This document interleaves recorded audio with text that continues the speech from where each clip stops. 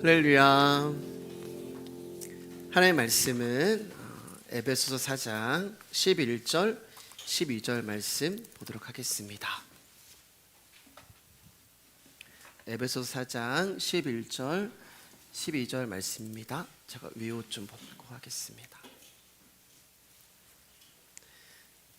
우리 두 절의 말씀이고요. 한 목소리로 같이 읽도록 하겠습니다. 시작.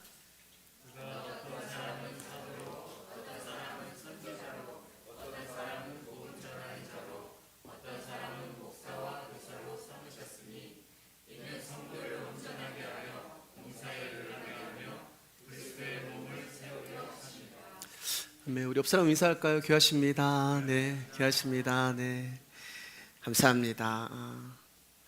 이제 우리가 3주 동안 하나님이 우리 가운데 주신 선물에 대해서 말씀을 나누셨잖아요. 그리고 이제 11절을 보면 땅 아래 낮은 곳으로 내려오셨다가 하늘 위로 올라가신 예수님이 우리 가운데 5가지의 직분, 5가지의 은사, 5가지의 선물을 주셨는데, 어떤 사람은 사도로, 어떤 사람은 선지자로, 어떤 사람은 복음 전하는 자로, 어떤 사람은 목사와 어떤 사람은 교사로 삼으셨다, 이렇게 말씀을 하고 있어요. 그러니까 이 5가지 직분 중에 어떤 것은 임시적인 직분이 있고, 어떤 직분은 영원이 아니죠, 계속적인 직분, 주님 앞에 가는 그날까지 계속적인 직분이 있는 거예요. 그러면 임시적인 직분은 무엇일까? 그것은 사도와 선지자가 되는 거예요. 어떤 사람은 사도로 부르셨고 어떤 사람은 선지자로 부르셨는데, 이 사도와 선지자는 임시적인 직분이 되는 거예요. 그러면 계속적인 직분은 무엇일까요? 그것은 그 뒤에 있는 복음을 전하는 자와 목사와 그리고 교사가 되는 거예요. 근데 여러분들 잘 들어주세요. 복음을 전하는 자와 목사와 교사는 사실 각각 다른 직분이 아니에요. 마이크가 이제 땀 때문에 자꾸 이제 내려가는데, 자, 이렇게 손 자꾸 올려도 신경 쓰지 마시고 잘 들어주시길 바랍니다. 복음을 전하는 자와 교사와 목사는 각각 다른 직분이 아니라, 여기서 말하는 교사는 주일학교 때 가르치는 선생님을 말하는 게 아니라 하나의 직분을 말하는 것입니다. 즉 완전하고 계시되어져 있는 진리의 말씀을 연구하고 풀어서 전하고 가르치는 직분이 복음을 전하고 가르치는 목사라는 교사가 되는 거예요. 목사는 여러분, 하나님의 말씀을 전하는 자가 목사예요. 그 이상도 그 이하도 아닙니다. 그렇기 때문에 목사는 자기의 이야기하고 자기의 뜻 이야기하고 자기의 욕망 이야기하고 자기의 소망 이야기하는 자가 아닙니다. 목사는 정치 이야기하는 사람이 아니고요, 세상 이야기하는 사람이 아니고요, 사람의 이야기하는 자도 아닙니다. 목사는 오직 성경이 말하고자 하는 내용을 전하고 복음을 전하고 증거하는 일을 하는 것이 목사의 직분이 되는 거예요. 여러분, 이렇게 얘기하니까 목사를 굉장히 대단한 이제 직책으로 여기거나 생각할 수 있는데 전혀 그렇지 않습니다. 전에도 제가 몇 번 말씀드렸지만, 제가 이 자리에서 여러분에게 말씀을 전하는 것은 제가 여러분에게 뭔가를 알고 가르치는 것이 아니에요. 제가 여러분보다 뭔가 좀 뛰어나서 가르치는 것이 아니라, 제 영이 목마르고 제 영이 배고프기 때문에 저도 말씀이 아니면 살 수가 없는 존재이기에 말씀을 증거하는 것이지, 여러분보다 제가 더 낫거나 말씀에 깨달음이 있어서 증거하는 것이 아니에요. 그렇기 때문에 여러분께 부탁드리고 싶은 것은, 저 역시 말씀 앞에서 할 수 없는 죄인이라는 것을 인정해 주시고 긍휼히 여겨주셔야 돼요. 여러분들이 저를 긍휼히 여겨주셔야 돼요. 저도 여러분들을 긍휼히 여겨주시고. 우리 아랑이랑 종수가 이제 부부잖아요. 결혼을 했잖아요. 굉장히 잘생긴 또 청년이고 예쁜 자매인데, 부부싸움을 안 했을까요, 여러분? 부부싸움 했을 거예요. 근데 그 부부싸움을 해결할 수 있는 방법은 뭐냐면 긍휼히 여겨주는 거예요. 서로 긍휼히 여겨주는 거. 그래야만 여러분도 저를 긍휼히 여겨주시고 저도 여러분들을 긍휼히 여겨줘야지만, 여러분들은 목사의 이야기가 아닌 예수님의 설교를 들을 수 있는 것입니다. 저도 여러분도 다 그분의 말씀이 필요한 자예요. 다만 저는 말씀을 전하는 양으로 여기에 서 있는 것이고, 여러분들은 말씀을 듣는 양으로 자리에 앉아 계신 거예요. 그러니까 목사가 목자가 아니에요. 그렇기 때문에 목사나 성도나 전부 목자이신 예수 그리스도의 말씀을 들어야 하는 양인 것입니다. 그래서 우리가 살 수 있는 유일한 길은 예수님의 설교밖에 없는 거예요. 그러니까 하나님의 말씀을 가르치시고 들려주시고 깨닫게 하시는 계속적인 직분, 영원한 직분인 목사는 사실은 앞에 있는 제가 아니라 예수 그리스도가 되는 것입니다. 그렇기 때문에 오늘도 우리 가운데 그분이 들려주시는 성경의 비밀을 하나씩 알아갈 때 이 말씀이 저와 여러분 가운데 축복이 되는 시간이 되기를 주님의 이름으로 소망합니다. 자, 먼저 왜 사도와 선지자가 임시적인 직분인지에 대하여 말씀 한번 나눠볼게요. 먼저 사도입니다. 갈라디아서 1장 1절 제가 읽어드릴게요. 사람들에게서 난 것도 아니요 사람으로 말미암은 것도 아니요 오직 예수 그리스도와 그를 죽은 자 가운데서 살리신 하나님 아버지로 말미암아 사도된 바울은, 이렇게 얘기하잖아요. 그러니까 사도는 누구로부터 되냐면은 하나님 아버지로부터 말미암은 사람이 사도가 되는 거예요. 즉 하나님이 직접 세우신 자가 사도가 되는 것입니다. 그리고 두 번째, 사도는 부활하신 예수님을 직접 본 사람이어야 돼요. 고린도전서 9장 1절에 여러분이 읽어드릴까요? 읽어주실까요? 시작. 내가 자윤이 아니냐 사도가 아니냐 예수 우리 주를 보지 못하였느냐 주 안에서 행한 나의 일을 너희가 아니냐. 또한 예수님이 부활하신 주님을 이제 본 사람이 사도가 되는 거예요. 그리고 세 번째, 사도는 예수님으로부터 직접 계시를 받아야 됩니다. 제가 읽어드릴게요. 형제들아 내가 너희에게 알게 하노니 내가 전한 복음은 사람의 뜻을 따라 된 것이 아니니라. 이는 내가 사람에게서 받은 것도 아니요 배운 것도 아니요 오직 예수 그리스도의 계시로 말미암은 것이라. 그러니까 직접 예수님으로부터 계시를 받은 사람, 하나님이 직접 세운 사람, 예수님의 부활을 목격한 사람이 사도가 되는 거예요. 그리고 마지막으로 사도는 기적을, 표적을 행할 수 있는 자여야 합니다. 히브리서 2장 4절입니다. 시작. 하나님도 표적들과 기사들과 여러 가지 능력과 및 자기의 뜻을 따라 성령이 나누어 주신 것으로서 그들과 함께 증언하셨느니라.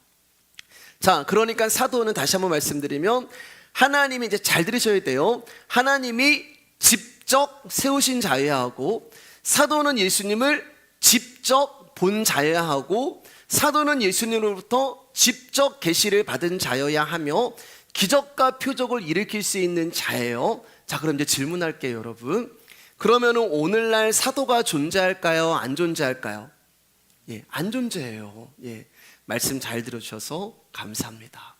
그래서 바울이 자기를 이렇게 이야기합니다. 고린도전서 15장 8절 9절입니다. 시작. 맨 나중에 만삭되지 못하여 난자 같은 내게도 보이셨느니라.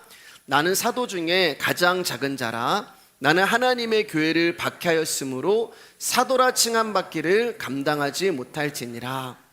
여기 보면은 맨 나중에 라는 뜻은 맨 마지막에, 맨 끝에라는 말이 되는 거예요. 즉 예수님이 마지막으로 부르시고 부활하신 당신을 계시하시고 능력을 주신 사도가 바로 바울이 되는 거예요. 그리고 바울을 끝으로 이 땅에 이제 완전한 교회가 세워지는 것입니다. 여기서 말하는 완전한 교회는 하나님의 완성된 말씀을 이야기하는 거예요. 그 말씀이 곧 예수 그리스도의 영이기 때문에 그 영이 우리 안에 들어오심으로 말미암아 우리가 교회가 된 것입니다. 그러니까 바울을 끝으로 이 땅에 완성된 교회가 세워지는 거예요. 그러니까 교회가 세워지면 더 이상 사도가 필요 없는 거예요. 그러니까 이 사도의 역할은 교회가 세워지기 전에 필요했던 임시적인 직분이 되는 거예요. 자, 두 번째, 선지자입니다. 선지자가 하는 일은 메시아가 오기 전까지 그가 어떠한 분인가를 하늘로부터 계시를 받아 이 땅에 선포하고 증거하는 일을 선지자가 하는 거예요. 그 직분을 가진 자가 선지자가 되는 거예요. 그렇기 때문에 선지자는 사도와 조금 다른데요, 부활하신 주님을 직접 보거나 계시를 받아야 하는 조건은 필요 없습니다. 그래서 구약에 선지자들이 많이 등장을 하는 거예요. 그러나 신약에도 선지자들이 등장을 해요. 그러니까 선지자들의 특징은 뭐냐면은 성령의 직접적인 감동하에서 말씀을 전하는 자들이 바로 선지자가 되는 거예요. 사도행전 21장 8절에서 10절입니다. 같이 읽어주세요. 시작. 이튿날 떠나 가이사랴에 이르러 7 집사 중 하나인 전도자 빌립의 집에 들어가서 머무르니라. 그에게 딸 넷이 있으니 처녀로 예언하는 자라.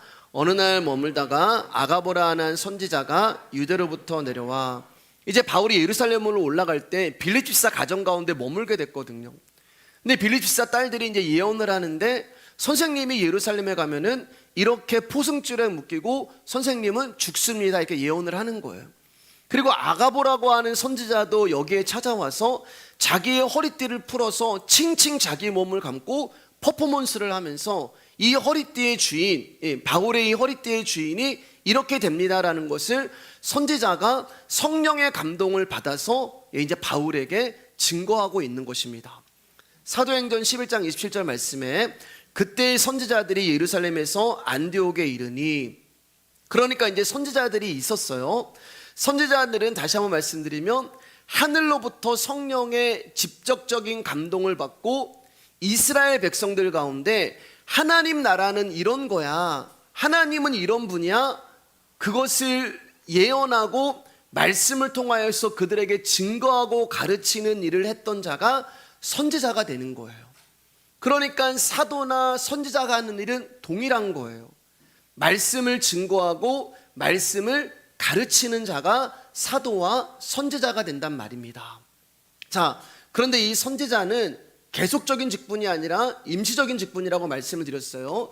누가복음 16장 16절입니다. 시작. 율법과 선지자는 요한의 때까지요, 그 후부터는 하나님 나라의 복음이 전파되어 사람마다 그리로 침입하니라. 그러니까 선지자도 이제 끝인 거예요. 선지자는 메시아를 증거하는 일을 하는 자라고 말씀을 드렸잖아요. 그래서 세례 요한이 자기를 이야기할 때 나는 내 뒤에 오는 메시아의 길을 예배하는 자다, 이렇게 자기의 길을 얘기해요. 그게 선지자의 일이에요. 그런데 여기 보시면 다른 단어 하나가 같이 나오는데 율법과 선지자 이렇게 나온단 말이에요. 그 말은 이제 율법도 필요 없고 선지자도 필요가 없다는 말이 되는 것입니다. 왜냐하면 동일하게 완성된 교회가 세워졌기 때문에 그래요. 그러니까 하나님의 완성된 교회, 그 말씀이 세워지기 전까지 필요했던 자들이 사도고 선지자란 말이에요. 왜냐하면 우리 가운데 하나님이 당신을 계시하셔야 되는데 말씀이 완성되지 않았기 때문에 하나님이 당신을 계시할 수 있는 방법이 기적이고 표적이었어요. 그래서 여러분 성경을 보면 기적과 표적이 많이 일어나는 거예요. 왜냐하면 하나님이 당신을 계시해야 되는데 사람이 할 수 없는 것을, 내가 하나님이야 라는 것을 드러낼 수 있는 방법이 기적과 표적이었기 때문에 그렇습니다. 그런데 지금은 우리 가운데 완성된 말씀이 있는 거예요. 말씀이 육신이 되어 우리 가운데 오신 예수 그리스도가 있기 때문에 이제 하나님은 당신을 기적과 표적이 아닌 말씀을 통하여서 우리 가운데 계시해 주시는 거예요. 그렇기 때문에 이제는 사도의 일도 선지자의 일도 다 끝이 나 버린 것입니다. 그래서 신약을 보면은 세례 요한의 제자들이 이제 전부 예수님께로 가는 일이 그려지고 있는 거예요. 예수님께로 간다는 것은 세례 요한은 율법과 선지자는, 이 말은 구약을 말하는 거란 말이에요. 구약. 이제 구약에서 예수님께로 간다는 것은 구약에서 신약으로 가는 그림이 이제 그려져 있어요. 한번 볼게요. 요한복음 3장 26절입니다.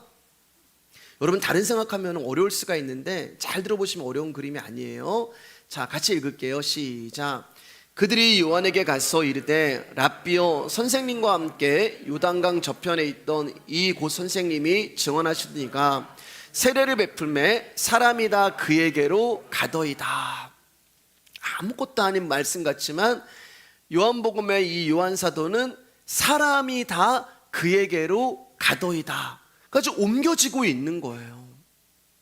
여러분, 예수님이 오시기 전까지 세례 요한은 당대의 최고의 스타였습니다. 그런데 갑자기 혜성처럼 예수님이 등장을 하고 나서 세례 요한의 인기는 쇠퇴해지고 있었단 말이에요. 왜냐하면 세례 요한을 따르던 많은 사람들이 전부 예수님께로, 그에게로 가더이라 넘어가고 있었기 때문에 그래요.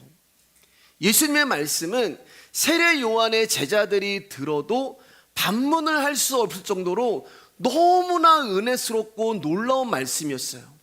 그러나 세례만큼은 우리의 선생님이 원조였단 말입니다. 그래서 이름도 세례 요한이잖아요. 그런데 서로 지켜야 할 상도덕이라는 게 있잖아요. 예수님의 말씀을 인정하지만 세례만큼은 예수님이 건들면 안 되는 거였어요. 그런데 예수님이 상도덕을 무시하고 이제 세례까지 베풀기 시작하는 것입니다.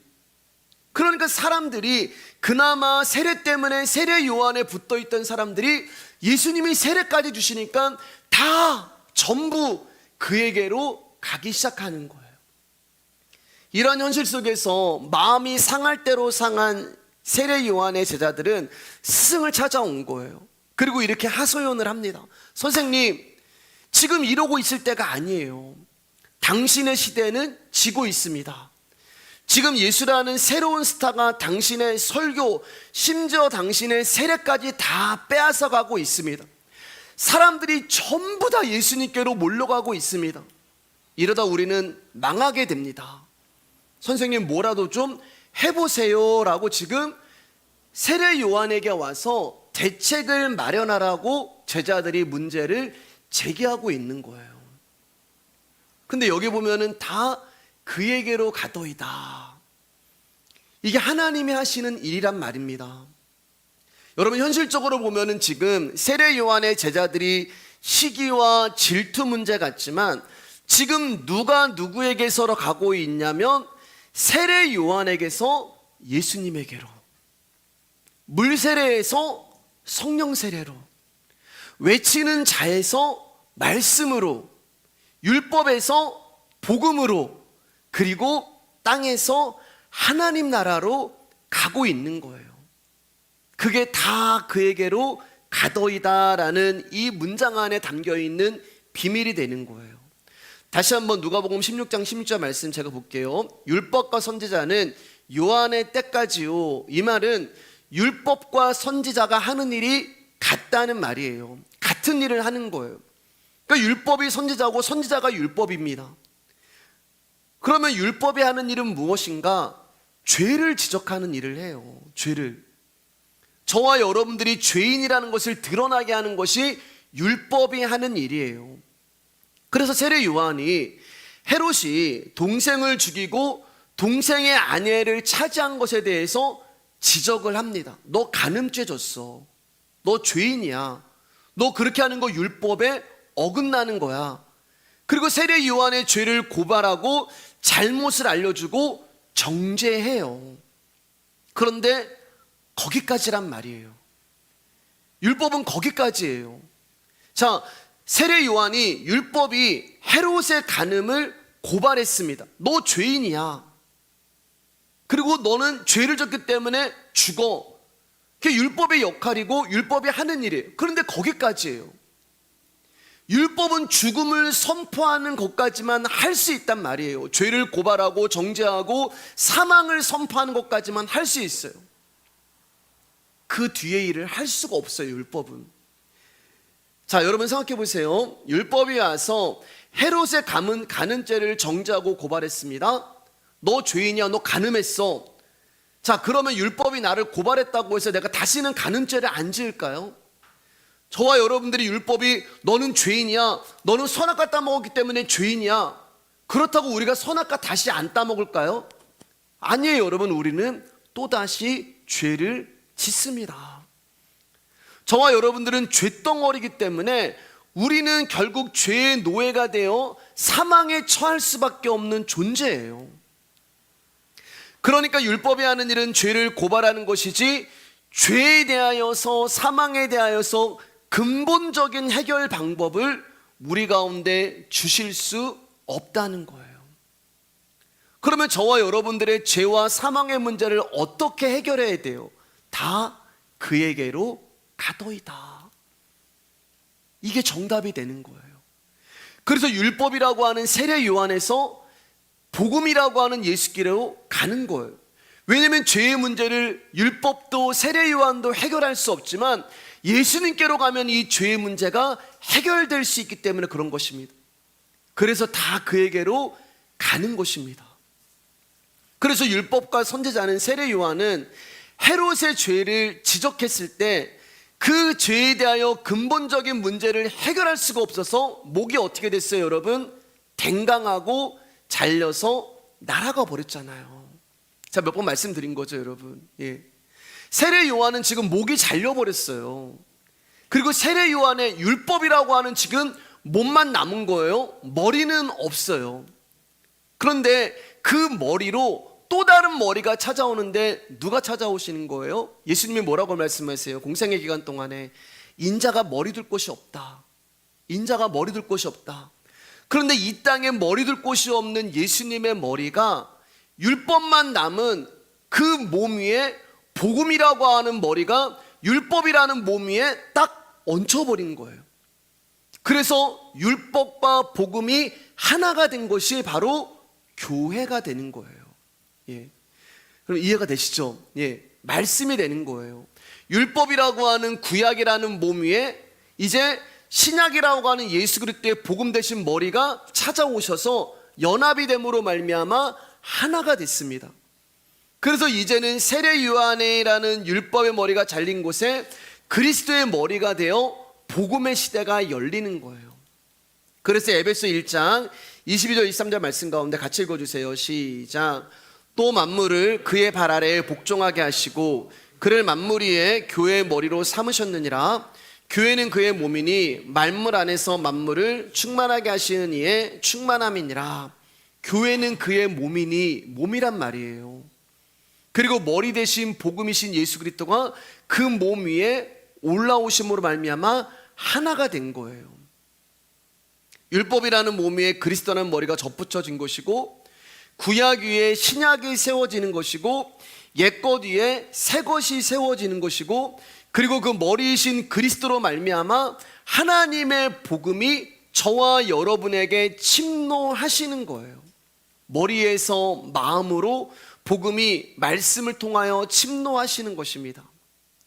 마음을 다스리는 것은 몸이 아니라 머리란 말이에요. 머리에서 지시가 나가고 머리에서 생각이 나가고 머리에서 행동을 하게 만드는 거예요. 그러면 그리스도가 우리의 머리가 되셨는데 그분이 우리의 죄를 이기지 못하시겠습니까? 율법은 이길 수가 없어요. 그런데 그리스도의 머리가 우리의 머리가 되셨기 때문에 그 머리 되신 예수님이 우리의 죄를 감당하시고 이기시고 승리하실 수가 있는 것입니다. 그래서 그분은 행위가 아닌 우리의 마음을 다스리는 거예요. 나는 죄 짓지 말아야지 결단하고 노력과 의지가 아니라 머리 대신 예수 그리스도의 말씀이 우리를 다스릴 때 우리가 승리하게 되는 거예요. 그렇기 때문에 이 시간 이 자리에서 여러분들이 말씀을 듣는다는 것은 굉장히 중요한 시간이 되는 것입니다. 나와 하나가 되시고 나를 먹어가시는 작업이 이 예배 가운데 일어나는 거예요. 여러분들이 느끼실지 못 느끼실지 모르겠지만 말씀을 듣는다는 것은 점점 내 안에 하나님 나라가 확장되어 가고 이제는 죽어서만 가는 하나님 나라인 줄 알았는데 아니구나, 내 주 예수 모신 곳이 그 어디나 하늘나라가 되는구나라는 놀라운 일이 내 인생 가운데서 이루어지는 것입니다. 그래서 선지자도 이제는 필요가 없는 거예요. 그래서 사도도 필요가 없는 것입니다. 왜냐하면 선지자와 사도는 예수님이 오시기 전까지 죄와 사망의 권세를 이기신 예수 그리스도가 오시기 전까지 그분의 역할을 잠시 하는 직분이었기 때문에 그래요. 근데 이제는 예수님이 오셔서 저와 여러분과 하나가 되고 완성된 성경이라는 것을 우리 가운데 주셨기 때문에 이제는 사도도 선지자도 필요가 없게 되는 거예요.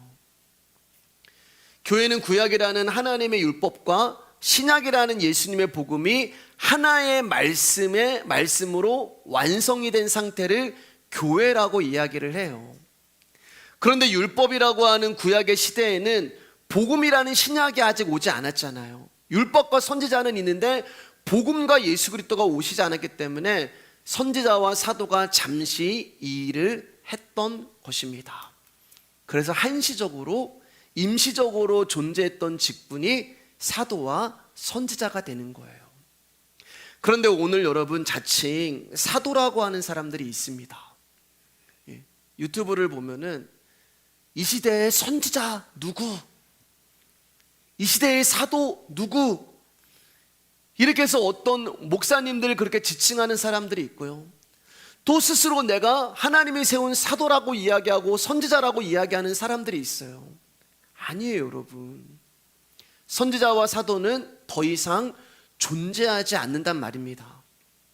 여러분, 만약에 그들의 주장대로라면은 예수님이 아직 오시지 않았다는 이야기가 되는 것이고 하나님의 말씀 또한 아직 완성이 되지 않았다는 거예요.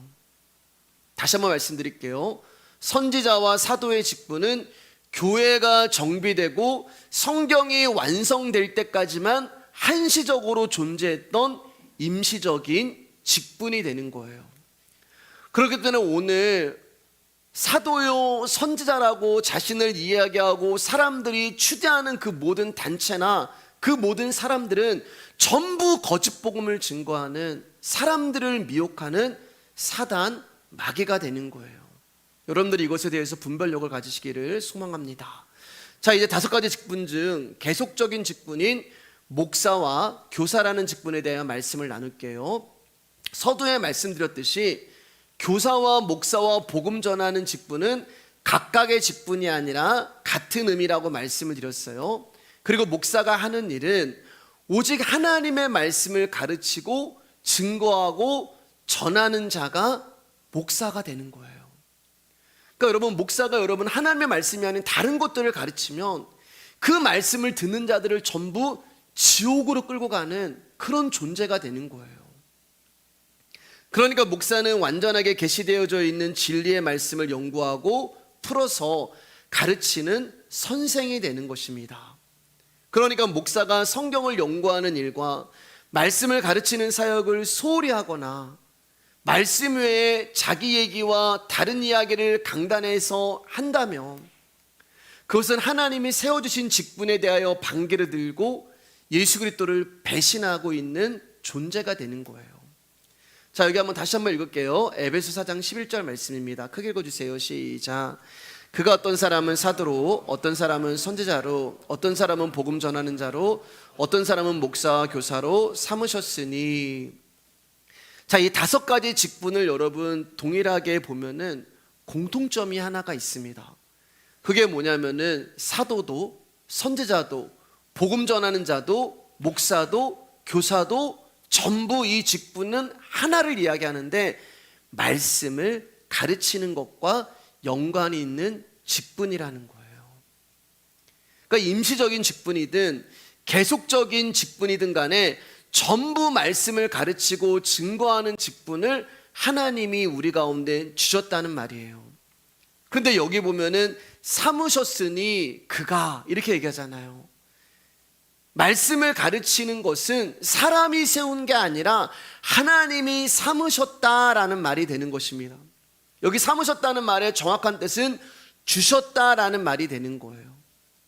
그러니까 직분이라는 것은 오직 예수 그리스도가 누구인가를 드러내기 위해서 필요한 것인데 예수님을 드러내고 예수님을 가르치고 예수님을 증거할 수 있는 것은 기적도 아니고 표적도 아니고 오직 말씀밖에 없다는 것을 하나님이 알려주시는 거예요. 자, 그러면 하나님이 말씀을 가르치는 이 직분을 우리 가운데 주신 이유가 뭘까? 12절 말씀입니다. 같이 읽겠습니다. 시작. 이는 성도를 온전하게 하여 봉사의 일을 하게 하며 그리스도의 몸을 세우려 하심이라. 하나님께서 말씀을 가르치고 증거하는 직분을 직접 주신 이유는 성도를 온전하게 하고 봉사의 일을 하게 하며 그리스도의 몸을 세우려 하는 일을 하게 하려고 이 말씀 증거하고 가르치는 직분을 허락하셨다는 거예요. 여러분이 12절을 한마디로 이야기하면은 교회를 세우는 거예요. 교회가 존재하는 이유, 교회가 살아가는 이유, 그게 바로 말씀이라는 거예요. 그리고 그분이 주셨다는 말은 교회는 사람이 운영하는 것도 아니고 사람이 이끌어가는 것도 아니고 오직 말씀이 이 모든 것들을 하신다는 말씀이 되는 것입니다. 여기 여러분 보면 이제 세운다라는 말이 있잖아요. 여기 세우려 하심이라. 이 세운다의 정확한 뜻은 부러진 뼈를 맞춘다는 뜻이 되는 거예요. 부러진 뼈를 맞춘다.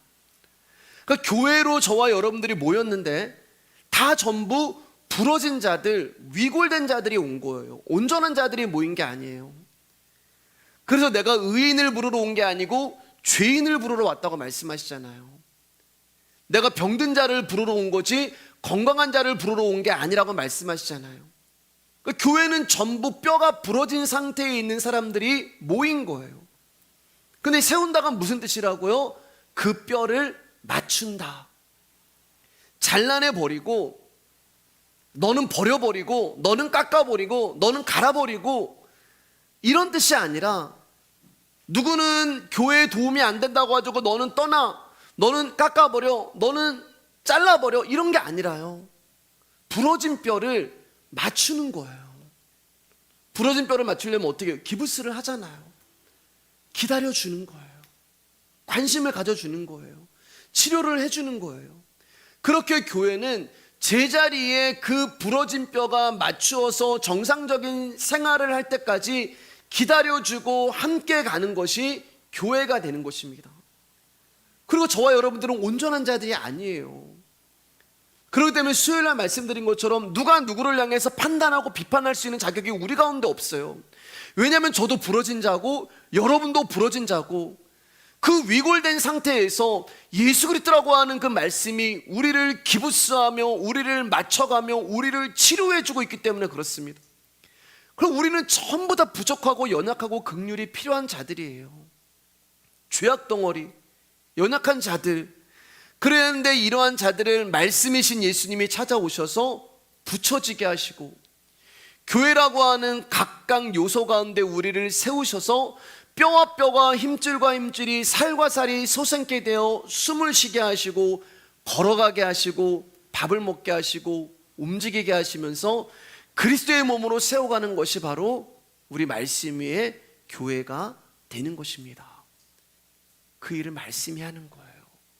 그래서 말씀으로 우리 교회가 존재하고 살아가는 것입니다. 이제 말씀을 정리할게요, 여러분. 서두에 말씀드렸듯이 진정한 목사요 교사는 오직 예수 그리스도의 영밖에 없어요. 여기에 이제 목사 이러니까 강단에 서 있는 어떤 목사를 여러분 그렇게 대단하게 보시는데 그런 존재가 아니에요. 진짜 목사는 예수님밖에 없는 겁니다. 진짜 목사는 성령님밖에 없는 거예요. 왜냐면은 이 완성된 성경을 성령님이 열어주시지 않으시면 어떻게 그 말씀을 우리가 깨달을 수가 있고 어떻게 하나님이 증거하시고자 하는 그 복음을 제대로 전달할 수가 있겠어요. 그것을 깨닫지 못하니까 오늘날 사도가 있다고 이야기하고 선지자가 있다고 이야기하는 거짓 복음에 아멘하며 거기를 따라가게 되는 거잖아요. 그래서 여기 땅에서 목사라는 직분을 가진 저나 또 여러분이나 다 진짜 목사 되시는 성령님 앞에서 아무것도 아니고 위골된 부러진 자들로 모이는 것입니다. 그렇기 때문에 교회는 계급적인 위치가 존재할 수가 없는 거예요. 왜냐면 전부 가르침을 받고 있는 거잖아요. 저나 여러분이나 진짜 목사이신 성령님을 통하여서 저도 배우고 있고 여러분도 배우고 있는 거잖아요. 그런데 교회는 계급이 존재하는 게 아니에요, 여러분. 이것을 모르니까 목사는 가르치는 자, 성도는 가르침을 받는 자라고 구별하여 위아래를 정해버리는 것입니다. 아닙니다, 여러분. 저와 여러분들은 역할이 다를 뿐이지 위치가 다른 게 아니에요. 하나님이 알게 하신 말씀을 나타내고 증거하고 또 그 말씀을 듣고 순종하는 역할자로 저와 여러분들을 부르신 것입니다. 사실 저는 여러분 이제 3년 정도 저랑 같이 이렇게 교회를 개척하고 또 생활을 하면서 저를 보시면서 제가 참 목회자가 될 수 없는 자격과 성품을 가지고 있다는 것을 잘 알고 계시잖아요. 우리 교회가 인원이 작다 보니까 더 드러나잖아요. 가까이서 보면은 제가 마음에 안 드는 구석도 많으실 것이고, 또 처음에 기대했던 모습에 실망도 하셨을 것입니다. 저도 알아요, 여러분. 누구보다 제 자신을 알아요. 제 속에 사랑도 별로 없고, 긍휼도 없고, 인내도 없고, 속은 좁아 터지고, 주님의 마음을 닮은 구석이 하나도 없는 것을 봅니다. 소희가 계속 끄덕끄덕하고 있는데 마음이 좀 어렵네요. 네. 근데 여러분, 제가 잘하고 제가 성공하면 가시적인 교회의 성공은 볼 수 있을 거예요. 눈에 보이는 어떤 현상이나 표적으로 인해서 교회가 참 잘 굴러가는 것처럼 보일 거예요. 그리고 사람들이 저를 인정해주고 좋아해주고 칭찬해줄 것입니다. 그 맛이 있어요, 여러분. 여러분, 목사가 여러분 사람들에게 인정받고 칭찬받는 맛이 있다니까요. 근데 그 맛에 눈이 멀어버리면 보이는 교회를 더 멋지게 만들어 버리려고, 여러분, 목사는 하나님이 있으라고 하는 그 자리에서 이탈할 수가 있는 것입니다. 근데 여러분 그거 아세요? 성령님은 사람이 성공하는 곳에는 일하지 않습니다. 하나님이 도울 일이 없는 거예요. 여러분, 목사가 성공을 하면 그 목사로 인해 주님이 오실 기회를 막는 거예요. 예수 그리스도가 아닌 사람이 드러나면 여러분, 주님이 임하시는 은혜를 목사가 사람이 막아버리는 거예요. 그럼 이 말은 사람이 실패하고 무너지고 넘어지는 곳에는 하나님이 일을 하신다는 말이 되는 것입니다. 이 땅의 교회가 좀 무너지고 이 땅의 교회가 조금 연약하고 눈에 보이는 교회가 좀 실패를 한들 하나님의 교회는 무너지지 않고 하나님 나라는 난리가 나는 게 아니에요. 그저 눈에 보이는 이 땅의 교회가 손해를 보고 실패하는 것이지, 하나님 나라는 지금도 왕성하며 하나님 나라는 지금도 흥행하며 하나님 나라는 지금도 실패와 손해를 보지 않고 일을 하시는 것입니다. 교회의 권위는 오직 말씀밖에 없습니다. 아멘. 그렇기 때문에 여러분, 제가 거룩한 척 폼을 잡을 필요도 없고, 솔직히 목사에 무슨 권위가 있어요. 어떤 분들은 목사에게 영권이 있다고 이야기하는데 저는 정말 그게 궁금하더라고요. 좀 목사에게는 영권이 뭐야? 저는 그렇게 생각하지 않아요, 여러분. 말씀의 영적인 권위가 있을 뿐이지, 그리고 그것을 증거하는 통로로 서 있는 것 뿐이지, 목사는 아무것도 아닙니다. 우리가 하지 않아도 그분의 손이 일을 하십니다. 우리가 아무리 길을 잃어버린 양을 돌아오게 하려고 사람을 보내고 교회가 가고 별짓을 해도 그 양은 돌아오지 않아요. 왜냐하면 목사가 목자가 아니기 때문에 그래요.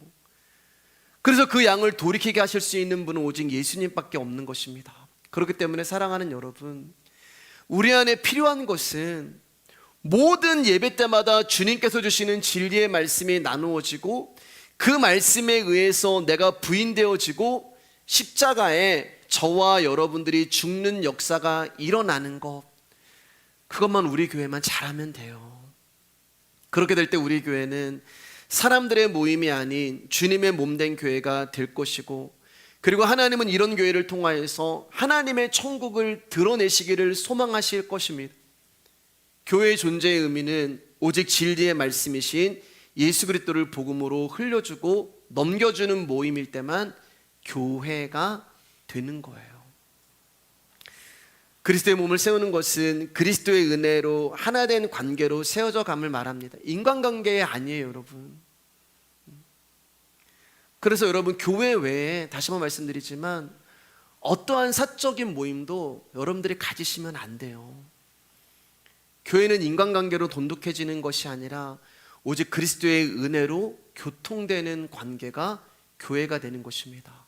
그렇기 때문에 우리 모든 성도님들은 그리스도께만 관심을 두고, 저와 여러분들이 그리스도께만 관심을 두고 살아간다면 교회가 잘하느니 못하느니, 사람이 잘 되느니 못하느니, 그런 모든 것이 헛된 말인 것을 깨달을 수가 있을 거예요. 왜냐하면 하나님의 교회는 못되는 게 없거든요. 잘못되는 게 없어요. 하나님이 우리를 부르신 일에 나의 영광, 나의 이름은 없습니다. 아멘. 하나님은 하나님의 뜻을 위해서 일하시고, 누구든 교회에서 어떤 역할을 맡았을 때 그것으로 자기의 존재 가치를 확인하려고 한다면 하나님의 부르신 뜻에서 어긋나는 것임을 여러분 잘 명심하시고, 항상 하나님의 뜻에서 교회를 바라보시길 주님의 이름으로 축복합니다. 우리 같이 찬양하고 오늘 들은 말씀 기억하고 기도하도록 하겠습니다.